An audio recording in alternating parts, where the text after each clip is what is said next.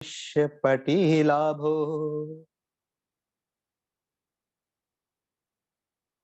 किछो मनुष्यपटी लाभो किछो बुद्धान उपादो किछो सधम्म श्रवणम किछो बुद्धान उपादो किच्छो मनुष्यपटी लाभो किच्छो मच्चान जीवितम किच्छो मच्चान जीवितम किच्छो मनुष्यपटी लाभो किच्छो संघर्ष किच्छो बुद्धान उपादो।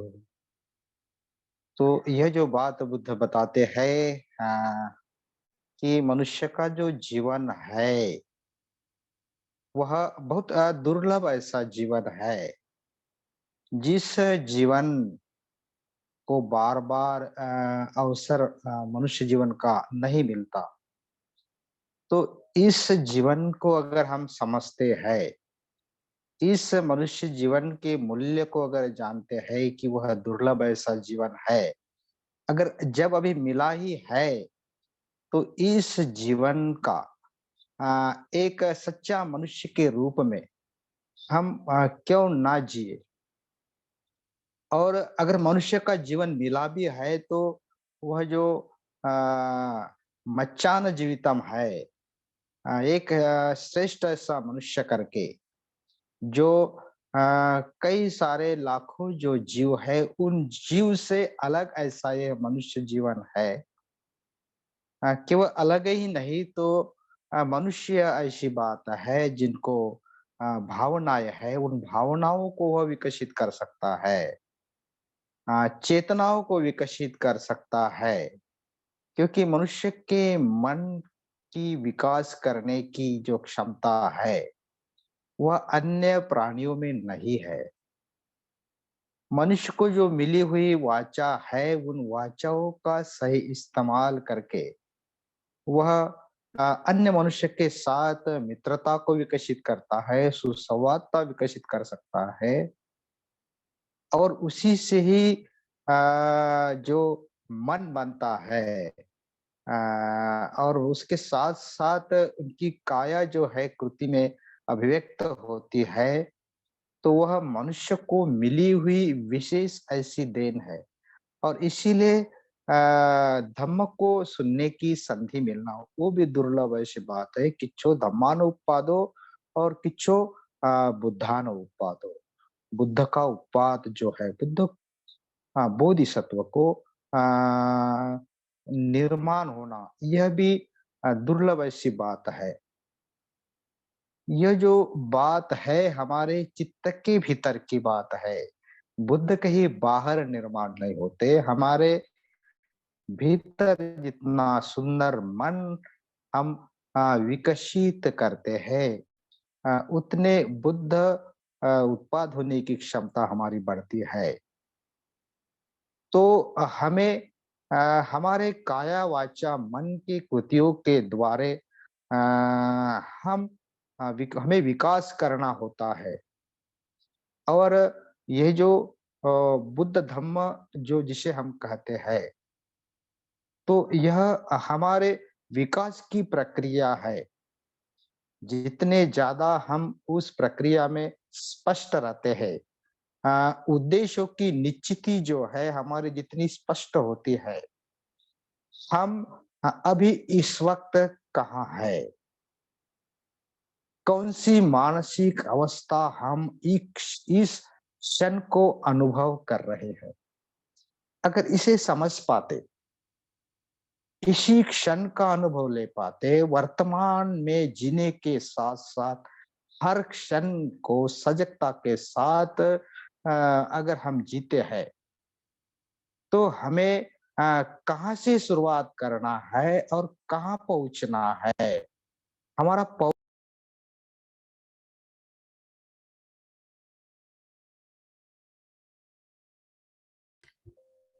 माइक बंद हो गया है सर आपका।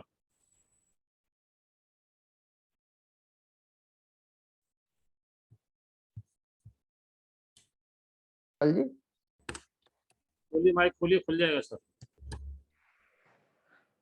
हाँ, अभी आवाज़ आ रहा है? आ रही है आवाज। आवाज आ रही है आपकी सर। हाँ, में फ़ोन आया तो डिस्टर्ब कट होता है, प्रॉब्लम है। हम्म, तो ठीक है, तो हम कह रहे थे कि हम अभी कहाँ है? इसका मतलब हमारी अभी की जो स्थिति है, चाहे काया, वाणी, मन की हो, ख़ास तौर पे हमारी मानसिक स्थिति हो, तो इसे समझना, जानना यह इसलिए हमें कायगता सती मदद करती है। और हमें कहाँ जाना है, इसका मतलब हमारा जो उद्देश्य है, ध्येय है, इनकी स्मृति, उद्देश्य परक जागरूकता, उद्देश्य के प्रति जागरूकता, जिसे स्मृति संप्रजन्य कहते हैं, कि यह हर बात बौद्ध जीवन जीते वक्त इस बात को हर समय याद में रखना होता है, जिसे स्मृति संप्रजन्य कहते हैं। इसी से ही हमारे जीवन जीने की निश्चित जो दिशा है, वह तय होती है। हमारे अभी इसी वक्त के वर्तमान के कर्म जो है, हमारी भविष्य की दिशा बनाती है। इसी कारण इस कर्म नियम को, जिसे प्रतीत्य समुत्पाद को समझना, क्रिया और परिणाम, कर्म और विपाक, इसको अगर हम समझते हैं, इस सतिपट्ठान के अभ्यास से, इस कायगता सती के अभ्यास से हम ध्येय के प्रति जागरूक रह के हमारे कर्म को नैतिक आधार पर विकसित करते हैं, तो हम सच्चा व्यक्ति बन पाते हैं। इसलिए हमें साधना हो या हमारे जीवन जीने का अलग-अलग जो तरीका हो, तो यह जो है जागृति के साथ हमें जीना होता है। हम अ, क्यों जीवन जी रहे हैं? जीवन जीने का उद्देश्य क्या है? हम किस लिए ये सब कर रहे हैं? जो साधनाएँ हो या धम्म के नाम पर जो हम प्रयास करते हैं, तो एक मनुष्य के भांति हमारे भीतर बुद्ध की निर्मिति करना, बुद्ध जैसे बनना, बुद्धं शरणं गच्छामि का जो नाद भीतर से बाहर आता है, तो मैं भी बुद्ध के जैसा बनना चाहता हूँ। मुझे भी मेरे भीतर बुद्धत्व की बीज है, क्षमता है, उसे मैं फुला सकता हूँ। इस विश्वास को दृढ़ इच्छा शक्ति कहते हैं। तो बार-बार इसे हमें उजागर करना होता है, देखना होता है, सजगता के साथ अनुभव करना होता है, तभी हम आगे बढ़ पाते हैं। इसी को ही दूसरा नाम ऐसा कहा है कि जीवन की पुनर्रचना करना। हम जैसा जीवन जी रहे हैं, उस जीवन को पुनः स्थापित करना, पुनर्रचना करना, उसको बदलना, जिसको गोइंग फॉर शरण गमन कहते हैं, कि जैसा बुद्ध ने किया है बदलाव जीवन के इस संस्कारों में, जीवन जीते वक्त कई सारे उनको बदल करना पड़ा। जो आलीशान राजकुमार का जीवन है, उसको सर्वसामान्य जीवन, एक भिक्षा पात्र हाथ में लेकर गृह त्याग करके, चिंतन करके सत्य की खोज में भटकना, यह जो बात है कि हम जीवन को पुनर्स्थापित करना, जिसे शरणगमन करना कहते हैं, तो यह जो बात है हमारे ध्यान में, साधना में मदद करती है। तो अनुशासित और समर्पित ऐसा जो जीवन है, जो नित्य दृढ़ संकल्पता के साथ अगर हम जीते हैं, तो हम जो भी जी रहे हैं, तो ध्यान में अगर रुचि भी नहीं हो, अनिच्छा भी हो, उसके बावजूद भी अगर अनुशासित जीवन जीते हैं, तो धीरे-धीरे ध्यान के जो फायदे हैं, उसे जैसे हम समझ पाते हैं, उसके महत्व को जैसे जानते हैं, तो ध्यान में आगे रुचि बढ़ पाएंगी। तो जैसे कि बुद्ध कहते हैं कि ते जाइनो सात टीका निचंग दड़ह परक्कमा सुसंति धीरा निबाणम योगक्षेमम अनुत्तरो। अगर ध्यान साधना जो है दृढ़ संकल्पता के साथ नित्य नियम से हर दिन नियमितता से करते हैं, तो इसी से ही दृढ़ संकल्प, दृढ़ता, दृढ़ निष्ठता, मैं यह करूंगा ही, जो ठहराया है, जो संकल्प किया है, उसके आधार पर मैं मेरे जीवन को अनुशासित करूंगा। विनय के साथ, शील के साथ, नैतिक आधार पर जीवन जीने की कोशिशें ही नहीं तो प्रयास, एक प्रकार से हमें समर्पितता उसमें आती है। अनुशासित जीवन में हमारे आदर्श के प्रति समर्पितता तभी आती है जब हम आदर्श को जानते हैं, केवल बौद्धिक स्तर पर नहीं तो भावनिक स्तर पर, अ, हमारे अंतर्मन के स्तर पर हम समझते हैं। बुद्ध धम्म संघ इन तीन रत्नों को जीवन के केंद्र में रखकर जीवन जीते हैं। तो हमारा जीवन जीने का जो तरीका है, वही एक प्रकार से साधना बन जाती है, तब बन जाता है। तो हमें यह करना होता है कि क्या आप ऐसी बातों को अत्यधिक महत्व दे रहे हैं जिनका आपके ध्येय में कोई वास्ता नहीं है। यह हमें तपासना होता है। हमारे जीवन में क्या हम ऐसी बातों की ओर ज्यादा शक्ति दे रहे हैं जो हमें ध्येय की ओर नहीं ले जा सकती। तो इसे पहचानना, चाहे टीवी हो, अखबार हो, इधर-उधर की बातें हो, पॉलिटिक्स हो, हम क्या कर रहे हैं, कैसा जीवन जी रहे हैं, हमारी शक्ति किधर जा रही है, हमारा ध्येय क्या है जीवन जीने का। हर समय, हर दिन के हर वक़्त अगर हम जागरूक रहते हैं, तो तभी समझ पाते हैं ध्येय को, जीवन को। तो यह जो मूल बात है, बहुत ही महत्वपूर्ण ऐसी बात है जो ध्यान की नींव बनाती है, जिसे ध्यान की तैयारी कहते हैं। ध्यान हम कर रहे हैं लेकिन ध्यान के बाहर अपना जो जीवन जीने का ढंग है, यही हमें मजबूत बनाता है। ध्यान कोई केवल कुशन पर बैठने की ही बात नहीं, तो हमारा जीवन जो है सहजता से जीवन जीते वक़्त जागरूकता हर कृति में हो, जागरूकता, एकाग्रता के साथ-साथ सकारात्मकता हमारे काया वाचा मन से बाहर उभरे, अगर ऐसा हमारा जीवन है, तो यह ध्यान की तैयारी है। हम साधना एक सालों साल से कर रहे हैं, लेकिन इस बात को दुर्लक्षित करके साधना करते हैं, तो साधना के परिणाम जो है वह जो है तो वह ध्येय की ओर नहीं ले जाए। तो इसीलिए ध्यान की तैयारी में जिसे फ्लैश कहते हैं, हमारी जो फ्रेंडशिप कैसी है, क्योंकि साधना करने में अकेले साधना करने में कठिनाई आती है। हम हमारे मित्रों के साथ, अनुभवी मित्रों के साथ, कल्याण मित्रता के साथ अगर साधना सीखते हैं, करते हैं, इकट्ठा अगर सामूहिक साधना करते हैं, चाहे अभी ऑनलाइन में हम लोग साधना कर रहे हैं या कोई विहार में बैठे हो, इकट्ठा ध्यान कर रहे हो, तो इकट्ठा जो ऊर्जा है साधना की, वो सर्कुलेट होती रहती है, बहती रहती है। तो मित्रों के साथ सीखना होता है। फ्लैश का मतलब, यप का मतलब फ्रेंड्स होते हैं। यल जो है वो लर्निंग है, सीखना है, आत्मसात करना है, पकड़ना है।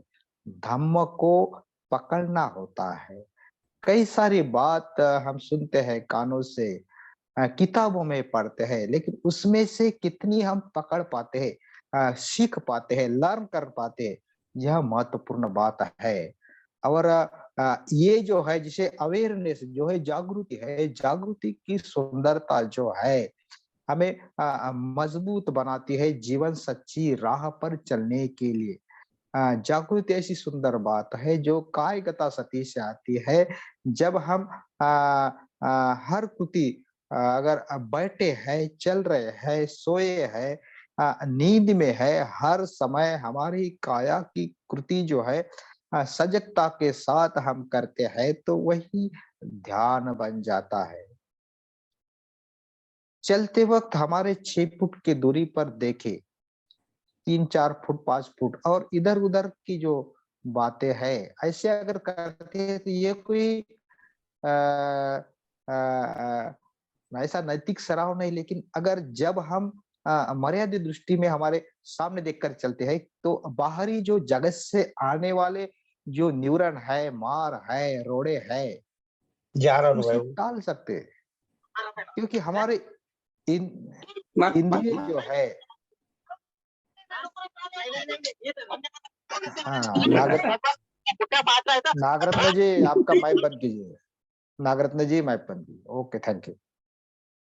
तो यह जो बात है बाहरी जगत के संपर्क में आ, हम उसे टाल नहीं सकते इस जीवन जीने के इस धन में।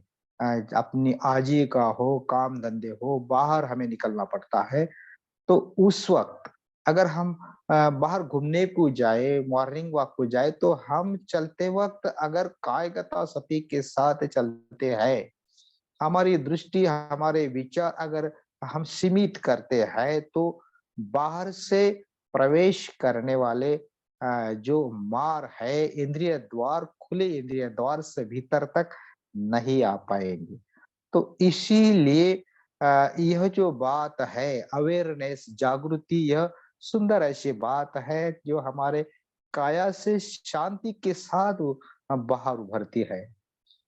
और इसी से ही जो यश है जिसे स्पिरिचुअल लाइफ कहा है, FLASH, फ्लैश जो बताया है, तो यश जो है हमारे जीवन जो है आध्यात्मिकता के साथ जिए, जीवन जीने के उद्देश्य में जो है जो लोभ, द्वेष, मोह से परे हमारा मन, उससे उभरने वाली कृतियां काया और वाणी से, तो यह आध्यात्मिक बात है जहाँ जिसे कुशल कहा है। तो कुशल कर्म जो है वह हमारे नैतिक दिशा में हमें ले जाता है, उससे ही एक सच्चा व्यक्ति बन पाते हैं। तो यह जो स्पिरिचुअल लाइफ है, आध्यात्मिक जीवन है, हमारा जीवन जो है, जीवन की सच्चाई, जीवन जीने का उद्देश्य हमें बार-बार उजागर करता है।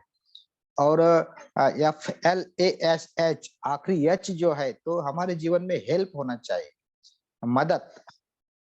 यो जो करुणा से दूसरों को मदद करने की जो बात है, सकारात्मकता के सिवा नहीं विकसित होती। तो अवेयरनेस और जागृति और सकारात्मकता, यह जो है दोनों जो बात है, यह समता भावना जो है, जो ध्यान की नींव है, समता भाव विकसित करना है। तो इसलिए आनापानसति, मेत्ता भावना, इस ध्यान से हम अ, हमारी समता भावना विकसित करते हैं। तो ध्यान के तैयारी के लिए जो उचित स्थान निर्धारित करना है, ऐसी जगह जहाँ कोई हमें डिस्टर्ब ना हो, शांत स्थल। अ, हम अगर हम नहीं कहीं मिलता तो हम हमारे घर में भी बैठे हो तो ऐसी जगह, शांत जगह जहाँ कोई हमें विचलित तनाव हो। तो जैसे बुद्ध बोधि वृक्ष के नीचे बैठे हैं तो हम जहाँ बैठे उसे ही बोधि वृक्ष को बुद्ध समझकर ध्यान को बैठना है। अगर कोई खेतों में जा सकते हैं जहाँ कोई आवाज नहीं है तो बहुत अच्छी बात है। तो उचित स्थान, उचित समय, उचित बैठक, यह ध्यान में महत्वपूर्ण बात है। हम हम खाली पेट में अच्छा ध्यान कर सकते हैं, सुबह का वक्त हो या दोपहर का, जब हम स्वस्थ रहते हैं। खाने के बाद ध्यान नहीं कर पाते, लेकिन जब हम कुछ आराम करते हैं, नींद लेने के बाद, दोपहर की अगर हम ध्यान के लिए बैठते हैं या शाम को फ्रेश होके ध्यान को बैठते हैं, तो समय हमारी बैठक समाधान कारक बैठक यह जो बातें है हमारा खान-पान जो है यह भी महत्वपूर्ण है। हाँ, कोई भी ऐसा जो खाने का केवल जीवन जीने का उद्देश्य नहीं है। बुद्ध तो भिक्षा पात्र लेके बाहर भिक्षाटन के लिए जाते हैं, लेकिन उनके भिक्षा पात्र में जो भी मिलता है, चाहे शाम का, रात का कोई बासा भोजन हो या हर दिन हर समय एक ही भोजन मिलता हो या कहीं उसमें मिक्स होता है, चाहे करेला हो या चाहे कोई मीठा भोजन हो, इकट्ठा मिक्स होता है उनके भिक्षा पात्र में। वो कोई उसमें अलग-अलग नहीं रख पाते, लेकिन अ, फिर भी उन स्वाद को इंद्रिय के परे जो बुद्ध ने अनुभव लिया है उस वह सुंदर ऐसी बात इन जो खाने से जो परे है।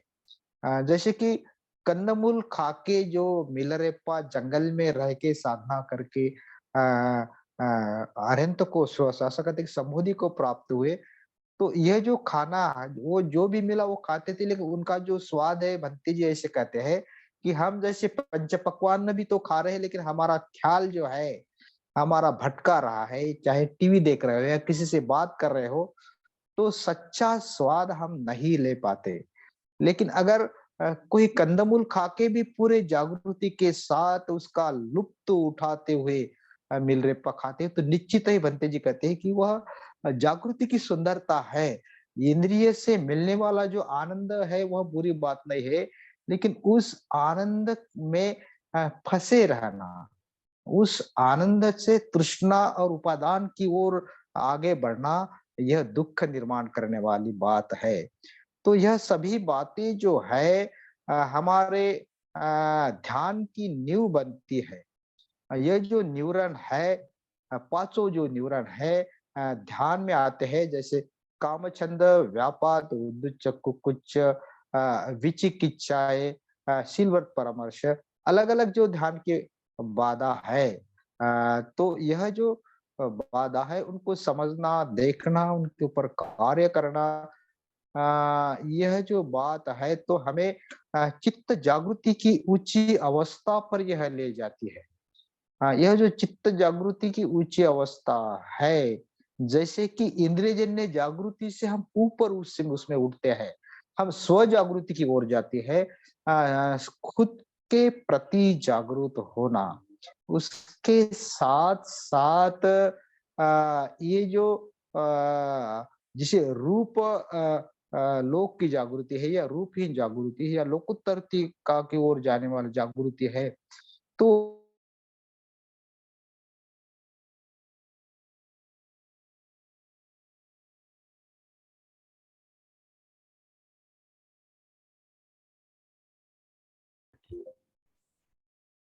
माइक खोलिए सर, माइक बंद हो गया फिर आपका।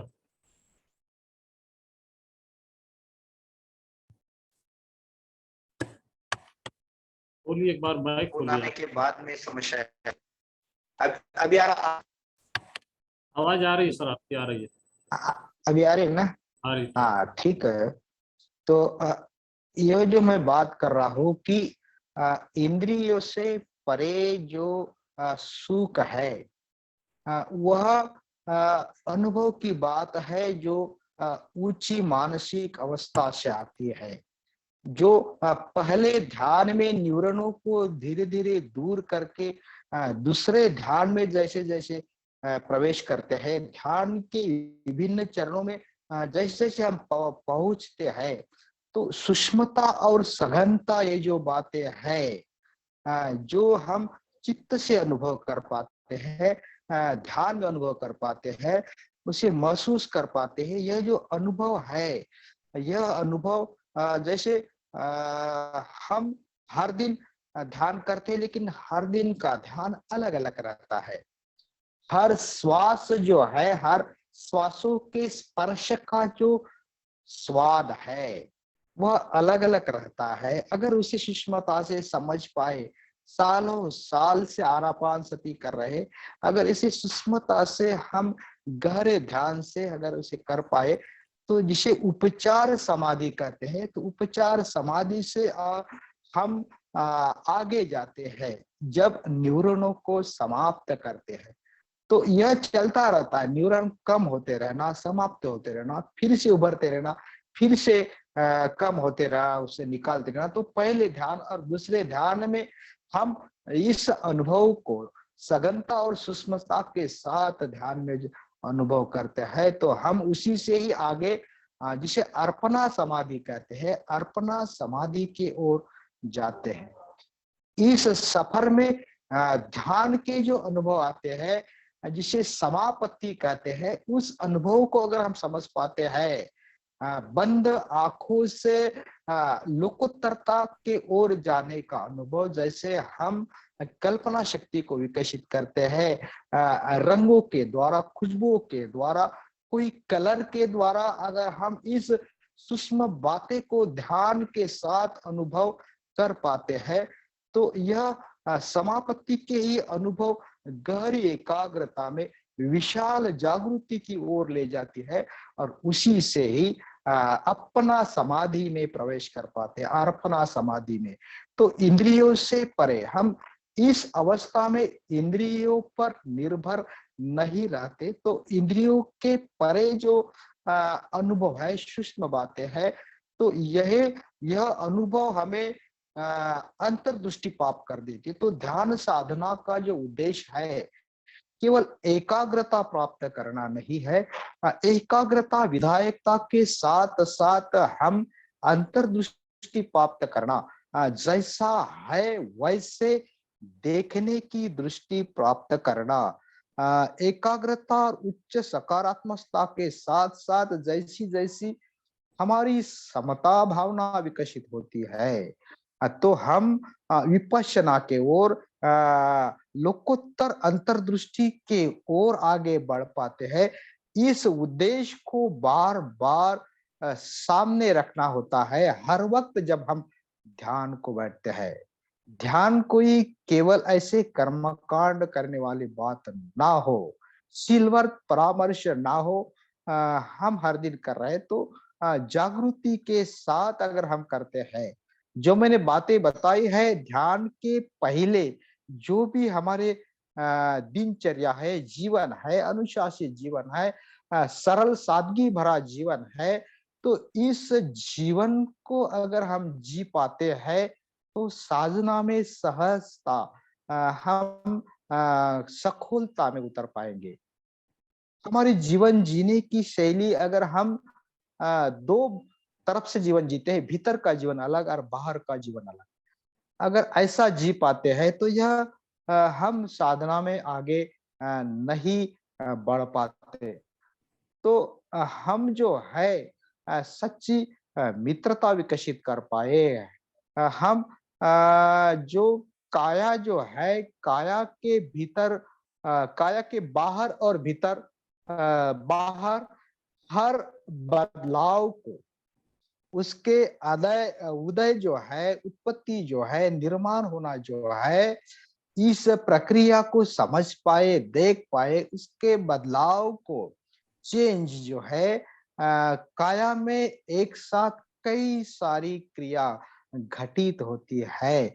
उस काया के भीतर घटित होने वाली प्रक्रिया या काया के बाहर घटित होने वाली प्रक्रिया, इस काया गता सती के साथ, जागृति के साथ अगर हम देख पाते हैं, तो जो काया के भीतर जो